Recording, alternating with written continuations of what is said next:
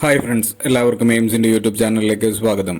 ഇന്ന് നമ്മൾ ഡിസ്കസ് ചെയ്യാൻ പോകുന്നത് ശനിയാഴ്ച നടക്കാൻ പോകുന്ന UP സ്കൂൾ അസിസ്റ്റന്റ് പരീക്ഷയ്ക്ക് ചോദിക്കാൻ സാധ്യതയുള്ള ഇംഗ്ലീഷിലെ ക്വസ്റ്റ്യൻസും അവയുടെ എക്സ്പ്ലനേഷനുമാണ്. നിങ്ങൾ ഈ ചാനൽ ആദ്യമായാണ് കാണുന്നതെങ്കിൽ സബ്സ്ക്രൈബ് ചെയ്യുക. പുതിയ നോട്ടിഫിക്കേഷനായി ബെല്ലൈക്കൺ കൂടി ക്ലിക്ക് ചെയ്യുക. ക്ലാസ് ഇഷ്ടമായെങ്കിൽ ലൈക്ക് ചെയ്യുക, കമൻറ്റ് ചെയ്യുക, ഷെയർ ചെയ്യുക. പാർട്ട് 1ഉം 2ഉം കാണാത്തവർ അതുകൂടി കാണുക. നമുക്ക് ഇന്നത്തെ ആദ്യത്തെ ക്വസ്റ്റ്യനിലേക്ക് നോക്കാം. 10,000 rupee dash A large some.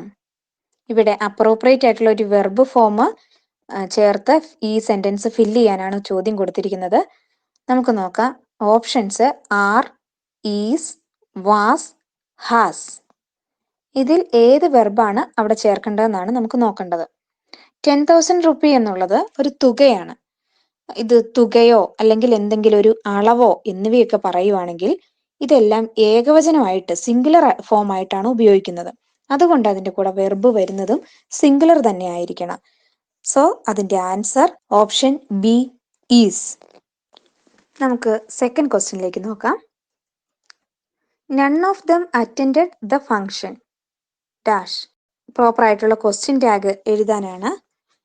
Options നോക്കാം. Did they, didn't they, don't they, do ദേ.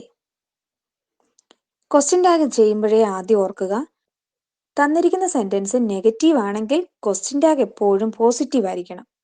അതുപോലെ തന്നിരിക്കുന്ന സെന്റൻസ് പോസിറ്റീവ് ആയാൽ ക്വസ്റ്റ്യൻ ടാഗ് നെഗറ്റീവ് ആയിരിക്കണം. അപ്പൊ തന്നിരിക്കുന്ന ഈ സെന്റൻസ് നെഗറ്റീവ് ആണോ പോസിറ്റീവ് ആണോ എന്നുള്ളത് ആദ്യം നോക്കുക. എങ്ങനെ അത് കണ്ടുപിടിക്കാം? ഈ സെന്റൻസിൽ ഇത് തുടങ്ങിയിരിക്കുന്നത് നൺ ഓഫ് ദം എന്നാണ്. അപ്പൊ നമുക്ക് ഓർത്തിരിക്കുക, no one, nobody, none, nothing, never, neither, nor തുടങ്ങിയവയിൽ ഏതെങ്കിലും ഉപയോഗിച്ചിട്ടുള്ള ഒരു സെന്റൻസ് ആണെങ്കിൽ, ഇങ്ങനെയൊക്കെ തുടങ്ങുകയാണെങ്കിൽ ഈ ക്വസ്റ്റ്യൻ ടാഗിലേക്ക് മാറ്റുമ്പോൾ നമ്മൾ അത് എപ്പോഴും ഓർക്കുക, ഇതെല്ലാം നെഗറ്റീവ് പദങ്ങളായിട്ട് കണക്കാക്കപ്പെടുക. നെഗറ്റീവ് വേർഡ്സ് ആയിട്ട് കാണുന്നതുകൊണ്ട് ഈ സെന്റൻസ് എപ്പോഴും ഒരു നെഗറ്റീവ് സെന്റൻസ് ആയിരിക്കും. അതുകൊണ്ട് ഇവിടുത്തെ ക്വസ്റ്റ്യൻ ടാഗ് പോസിറ്റീവ് ആയിരിക്കണം. അങ്ങനെ നോക്കുമ്പോൾ ഇവിടുത്തെ ഓപ്ഷൻ ബിയും സിയും നെഗറ്റീവ് ക്വസ്റ്റ്യൻ ടാഗ് ആണ് തന്നിരിക്കുന്നത്. അതുകൊണ്ട് നമുക്ക് ബിയും സിയും ഉത്തരമല്ല എന്നുള്ളത് മനസ്സിലാക്കാം. ഇനി നമുക്ക് നോക്കാം. എയും ഡി ആണ് ഉള്ളത്. ഇതിൽ ഡിഡ് ദേ, ഡു ദേ, ഇതിൽ ഡിഡ് ആണോ ഡു ആണോ എന്നുള്ളത് എങ്ങനെ നമുക്ക് നോക്കാം. നമ്മൾ ശരിയായതിനെ തിരഞ്ഞെടുക്കുകയാണല്ലോ വേണ്ടത്. അപ്പൊ എന്താണ് ഈ ഡിഡും ഡു ഒക്കെ? ഡിഡ്, ഡു, ഡസ്, ഡിഡ് ഇതെല്ലാം ഓക്സിലറീസ് ആണ്. ഇതിൽ ഡിഡ് ആണോ ഡു ആണോ എന്നുള്ളത് നമുക്ക് അറിയണം. അതിനു വേണ്ടിയിട്ട് നമുക്ക് നോക്കാം. ഡു എവിടെ ഉപയോഗിക്കുന്നു? ഡു ഉപയോഗിക്കുന്നത് സബ്ജക്റ്റ് എപ്പോഴും പ്രസന്റ് ടെൻസിൽ നിന്ന് പ്ലൂറൽ ആയിട്ടാണെങ്കിൽ, plural subject in the present ആണെങ്കിൽ ആണ് നമ്മൾ ഡു ഉപയോഗിക്കുന്നത്. ഇനി പാസ്റ്റ് ടെൻസിലാണ് തന്നിരിക്കുന്ന സബ്ജക്റ്റ് എങ്കിൽ, അതായത് നമുക്കിവിടെ അറ്റൻഡഡ് എന്നുള്ള വാക്കാണ് തന്നിരിക്കുന്നത്. അറ്റൻഡഡ് എന്നുള്ളതിനെ നമുക്ക് ഓക്സിലറിയും കൂടെ കൂട്ടി നോക്കിയാൽ ഡിഡ് പ്ലസ് അറ്റൻഡ് ആണ് അറ്റൻഡഡ്. അറ്റൻഡഡ് എന്നുള്ള ഒരു വാക്ക് പാസ്റ്റ് ടെൻസ് ആണ്. അതുകൊണ്ട് തന്നെ പാസ്റ്റ് ടെൻസിൽ ഉപയോഗിക്കുന്നതാണ് ഡിഡ്. പ്രസന്റ് ടെൻസിൽ മാത്രമാണ് ഓക്സിലറി ഡു ഉപയോഗിക്കുന്നുള്ളൂ. അങ്ങനെ നോക്കുമ്പോൾ നമ്മുടെ ഓപ്ഷൻ ഡിഡ് ദേ, ഡു ദേ എന്നുള്ളതിൽ ആൻസർ ആയിട്ട് വരുന്നത് ഡിഡ് ദേ ആയിരിക്കും. Next question. A dash of കാറ്റിൽ is passing through the forest.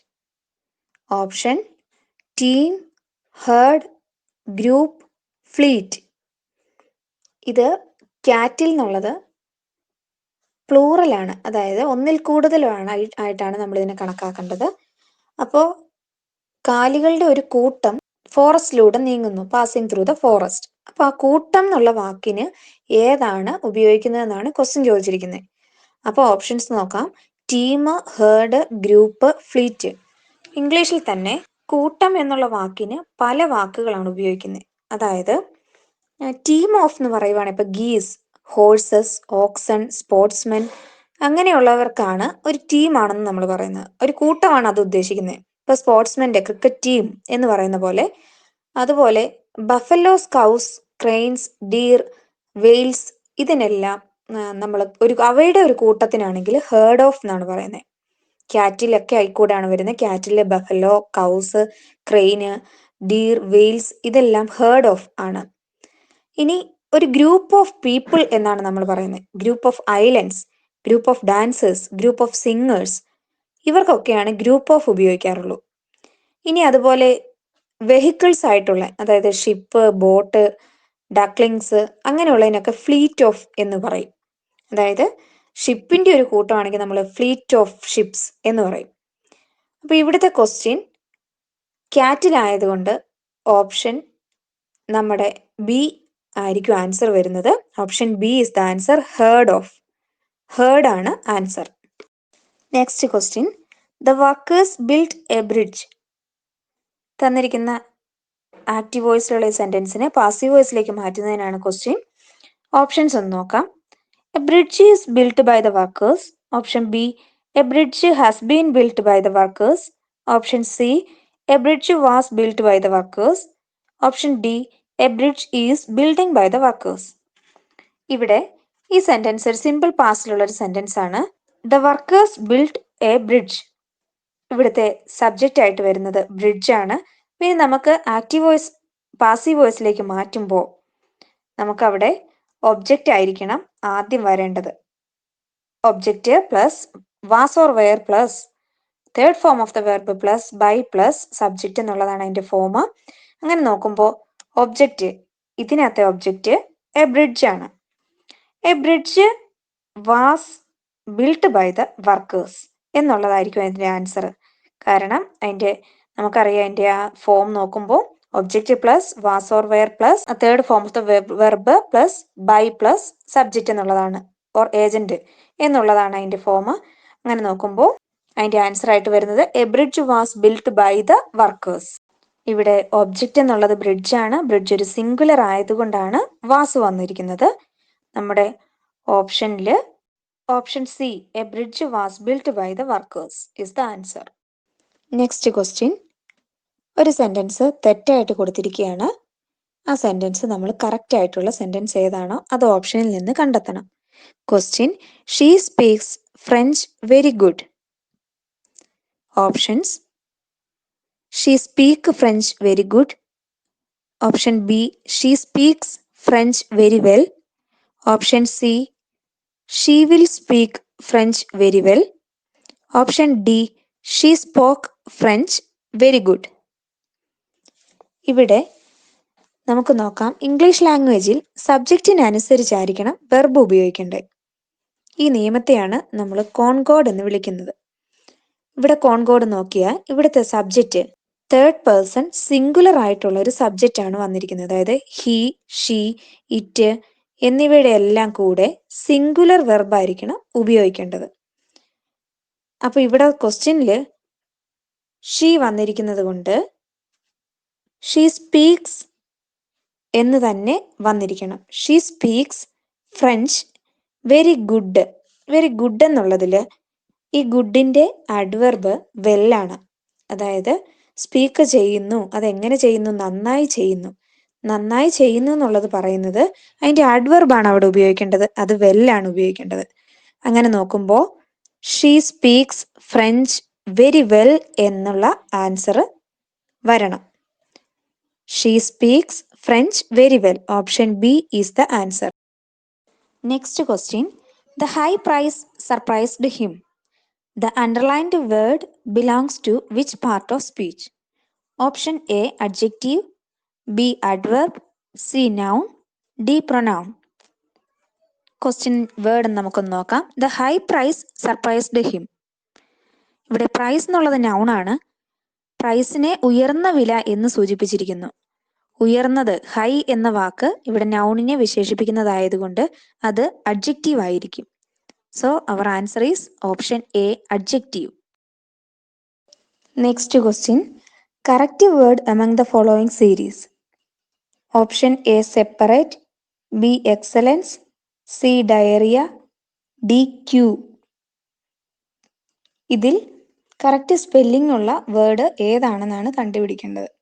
അപ്പോൾ ഇതിലെ സെപ്പറേറ്റ് എന്നുള്ളതിൻ്റെ സ്പെല്ലിംഗ് നമുക്ക് നോക്കാം. SEPERATE ആണ് തന്നിരിക്കുന്നത്. സെപ്പറേറ്റ് എന്നാണ് എഴുതുമ്പോൾ എഴുതുന്നത്. SEPA ആണ് കറക്റ്റായ ആൻസർ. അപ്പോൾ ഓപ്ഷൻ എ നമ്മുടെ ആൻസർ ആയിട്ട് വരില്ല. അടുത്തത് നമുക്ക് നോക്കാം എക്സലൻസ്. എക്സലൻസിൽ EXCELLENCE ആണ് കറക്റ്റ്. LL ഡബിൾ L ഉണ്ട് excellence. So it is not the correct answer. Option C diarrhoea. DIARROEA എന്നാണ് ഇവിടെ തന്നിരിക്കുന്നത്. കറക്റ്റ് സ്പെല്ലിങ്ങിൽ ഡയറിയയിൽ എച്ച് വരുന്നുണ്ട്. DIARRHOEA diarrhoea. So it is also not the correct answer. ഇതല്ല നമ്മുടെ കറക്റ്റ് ആൻസർ. അടുത്തത് നമുക്ക് നോക്കാം ക്യൂവിൻ്റെ സ്പെല്ലിങ് QUEUE. അത് തന്നെയാണ് ക്യൂവിൻ്റെ സ്പെല്ലിങ്. അതുകൊണ്ട് നമ്മുടെ ഈ തന്നിരിക്കുന്ന ഓപ്ഷനിലെ ശരിയായ ഉത്തരം option D, Q. Next question. She sits dash an am chair. Use appropriate preposition. Option A on, B under, C with, D in. ഇവിടെ ചേരുന്ന പ്രിപ്പോസിഷൻ ആഡ് ചെയ്യാനാണ് പറഞ്ഞിരിക്കുന്നത്. പ്രിപ്പോസിഷൻ ആഡ് ചെയ്യുമ്പോഴേ ഓർക്കുക, a person sits in a car. കാറിനുള്ളിലാണ് ഇരിക്കുന്നതെങ്കിൽ in a car. അതുപോലെ റൂമിനുള്ളിലാണ് ഇരിക്കുന്നതെങ്കിൽ ഇൻ എ റൂം. സീറ്റിലാണ് ഇരിക്കുന്നതെങ്കിൽ ഓൺ എ സീറ്റ്. ചെയറിലാണെങ്കിൽ ഓൺ എ ചെയർ എന്നൊക്കെയാണ് നമ്മൾ ഉപയോഗിക്കുന്നത്. എന്നാൽ പ്രിപ്പോസിഷനിലുള്ള ഒരു എക്സെപ്ഷൻ ആണ് ഇവിടെ തന്നിരിക്കുന്നത്. ആം ചെയർ വരികയാണെങ്കിൽ ഇൻ ആൻ ആം ചെയർ എന്നാണ് വരേണ്ടത്. എപ്പോഴും ഓർക്കുക, പ്രിപ്പോസിഷനിൽ ആം ചെയർ ആണ് ചോദിക്കുന്നതെങ്കിൽ ഇൻ ആൻ ആം ചെയറും, ചെയർ ആണ് ചോദിക്കുന്നതെങ്കിൽ ഓൺ എ ചെയറുമാണ്. ഓക്കെ, അപ്പോൾ നമ്മുടെ ഈ ക്വസ്റ്റ്യനിൽ ഇൻ ആൻ ആം ചെയർ എന്നുള്ളതാണ് അതിൻ്റെ ആൻസർ ആയിട്ട് വരുന്നത്. In an am chair, option D is the answer. Next question. അടുത്തൊരു ഇഡിയമാണ്. She has hit the nail on the head while speaking to her relatives. Find out the meaning of the underlined idiom. Question നോക്കുക. ഇതിൽ തന്നിരിക്കുന്ന ഇഡിയത്തിൻ്റെ കറക്റ്റായിട്ടുള്ള meaning എന്താണെന്ന് കണ്ടുപിടിക്കുക. അതാണ് idiom എന്ന് പറഞ്ഞാൽ തന്നിരിക്കുന്ന വേർഡിന് വേറൊരു അതിനകത്തുള്ള വേറൊരു മീനിങ് ഉണ്ടായിരിക്കും. അത് നമ്മൾ എന്താണെന്ന് കണ്ടുപിടിക്കണം. അപ്പോൾ ഇവിടെ തന്നിരിക്കുന്ന അണ്ടർലൈൻ വേർഡ് നോക്കുക. Hit the nail on the head. Hit the nail on the head എന്ന് പറഞ്ഞാൽ നമ്മൾ എന്തെങ്കിലും കാര്യങ്ങൾ കറക്റ്റായിട്ട് ഉള്ള കാര്യം പറയുക. Hit the nail on the head എന്ന് പറഞ്ഞാൽ ഡൂ സംതിങ് എക്സാക്ട്ലി റൈറ്റ്. വളരെ കൃത്യമായിട്ടുള്ള ഒരു കാര്യം ചെയ്യുക, അല്ലെങ്കിൽ വളരെ കൃത്യമായിട്ടുള്ള ഒരു കാര്യം പറയുക. Say something exactly right. അതാണ് hit the nail on the head എന്നുള്ളതിൻ്റെ മീനിങ്. അപ്പോൾ നമുക്ക് അതിൻ്റെ ഓപ്ഷൻസ് ഒന്ന് നോക്കാം. First option A said exactly right thing. B. Tried to criticize. C. Attempted to commit suicide. D. Tried to do a job. So ഇവിടെ option A നോക്കിയാൽ അറിയാം, said exactly the right thing. ഇത് തന്നെയാണ് നമ്മുടെ answer ആയിട്ട് വരുന്നത്. കാരണം ഇഡിയത്തിൻ്റെ നോക്കുക, hit the nail on the head, അതിൻ്റെ മീനിങ് വരുന്നത് കൃത്യമായ ഒരു കാര്യം ചെയ്യുക അല്ലെങ്കിൽ പറയുക എന്നുള്ളതാണ്. അപ്പോൾ നമ്മുടെ option A said exactly the right thing is the answer. Next question. The prefix anti is used to denote which of the following word? തന്നിരിക്കുന്ന ആൻറ്റി എന്ന പ്രിഫിക്സ് എന്ത് മീനിങ് ആണ് നൽകുന്നത്? പ്രിഫിക്സ് ആയിട്ട് ആൻറ്റി എന്ന വേർഡ് ഉപയോഗിക്കുമ്പോൾ ആൻറ്റിക്ക് എന്ത് മീനിങ് ആണ് ഉള്ളത്? അതാണ് ചോദിക്കുന്നത്. നമുക്കറിയാം, പ്രിഫിക്സ് അല്ലെങ്കിൽ സഫിക്സ് എന്നുള്ളത് ഒരു പുതിയ വേർഡ് ഉണ്ടാക്കുന്നതിനായിട്ട് ഇംഗ്ലീഷ് ചെയ്യുന്ന ഒരു പ്രക്രിയയാണ്. അതായത് ഏതെങ്കിലും പ്രിഫിക്സ് എന്ന് പറഞ്ഞാൽ ഒരു വാക്കിൻ്റെ മുന്നിലായിട്ട് വേറൊരു വാക്ക് കൂട്ടിച്ചേർക്കുമ്പോൾ പുതിയതായി ഉണ്ടാകുന്ന വാക്കിന് മറ്റൊരർത്ഥമായിരിക്കും കിട്ടുക. അപ്പോൾ നമുക്ക് ഇംഗ്ലീഷിൽ മിക്കവാറും ഓപ്പോസിറ്റുകൾ ഉണ്ടാക്കുന്നതിനായിട്ട് ആൻറ്റി ഉപയോഗിക്കാറുണ്ട്. അതായത് ഇപ്പോൾ നിങ്ങൾ ആൻറ്റി ഉപയോഗിച്ച് ആൻറ്റിയിൽ തുടങ്ങുന്ന കുറച്ച് വാക്കുകളൊന്ന് ഓർത്ത് നോക്കുക. Antivirus, antibacterial, antivenom, അങ്ങനെയൊക്കെ ഓർത്താൽ ഈ ആൻറ്റി എന്നുള്ളതിൻ്റെ വേർഡ് മീനിങ് എന്താണെന്നാണ് ഈ ക്വസ്റ്റ്യൻ ചോദിച്ചിരിക്കുന്നത്. ഇപ്പോൾ ആൻറ്റി എന്നുള്ളത്, ഇപ്പോൾ ആൻറ്റി വൈറസ് എന്നാണെങ്കിൽ വൈറസിനെതിരെയുള്ള ഒരു ഇതാണ് ആൻറ്റി വൈറസ്. അല്ലെ ആൻറ്റി ബാക്ടീരിയൽ എന്നാണെങ്കിൽ ബാക്ടീരിയക്കെതിരെയുള്ള ഒരു മരുന്ന്, അതാണ് ആൻറ്റി ബാക്ടീരിയൽ. ആൻറ്റി വെനം എന്നാണെങ്കിൽ വെനം എന്ന് പറഞ്ഞാൽ വിഷം. അപ്പോൾ ആൻറ്റി വെനം എന്നാണെങ്കിൽ വിഷത്തിനെതിരെ പ്രയോഗിക്കുന്നത് എന്തോ, അതാണ് ആൻറ്റി വെനം. അങ്ങനെ നോക്കുവാണെങ്കിൽ എതിരെ അല്ലെങ്കിൽ അതിനെതിരായിട്ടുള്ളത് എന്നുള്ളതാണ് ആൻറ്റി എന്നുള്ളതിൻ്റെ മീനിങ് എന്ന് നമുക്ക് മനസ്സിലാക്കാം. അപ്പോൾ നമുക്കിവിടെ ഓപ്ഷൻസ് ഒന്ന് നോക്കാം. Option A like, B before, C against, D round. അപ്പോൾ എഗെയിൻസ്റ്റ് ആയിട്ടുള്ള ഒരു കാര്യം അതാണ് ആൻറ്റി. ആൻറ്റി എന്നുള്ള വേർഡിൻ്റെ മീനിങ് വരുന്നത് ഓപ്ഷൻ സി എഗെയിൻസ്റ്റ്. ഇതുവരെ ചാനൽ സബ്സ്ക്രൈബ് ചെയ്യാത്തവർ സബ്സ്ക്രൈബ് ചെയ്യുക. പുതിയ നോട്ടിഫിക്കേഷൻസിനായി ബെൽ ഐക്കൺ ക്ലിക്ക് ചെയ്യുക. ക്ലാസ് ഇഷ്ടമായെങ്കിൽ ലൈക്ക് ചെയ്യുക, കമന്റ് ചെയ്യുക, ഷെയർ ചെയ്യുക.